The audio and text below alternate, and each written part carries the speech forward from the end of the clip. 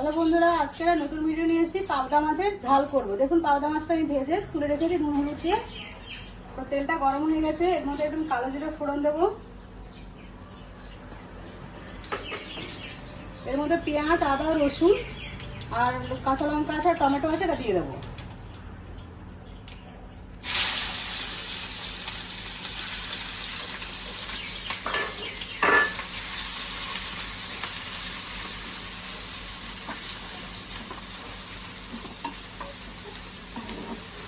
মশলাটা একটু ভালো ভালো হয়ে যাক। মশলাটা ভাজা হয়ে গেছে, এখানে হলুদ আর লঙ্কা গুঁড়ো রেখেছি, একটু দিয়ে দেবো।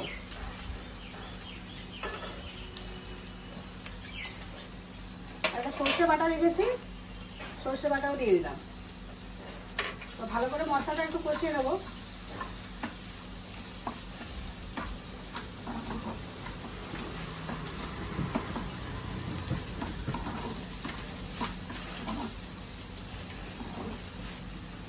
মশলাটা একটু পুড়ে না যায়, তার জন্য আমি একটু জল দিয়ে দেবো।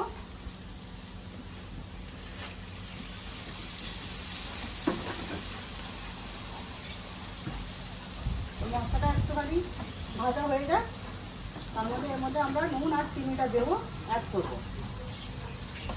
মশলার মধ্যে নুন চিনিটা দিয়ে দেবো। আর আমি একটু দই ফাটিয়ে রেখেছি, দই একটু দিয়ে দেবো।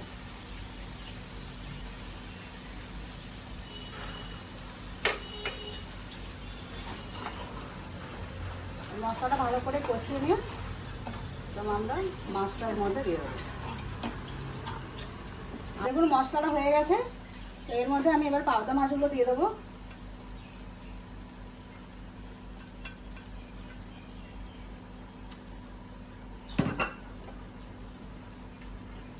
একটুখানি উল্টে দিচ্ছি পাটটায়।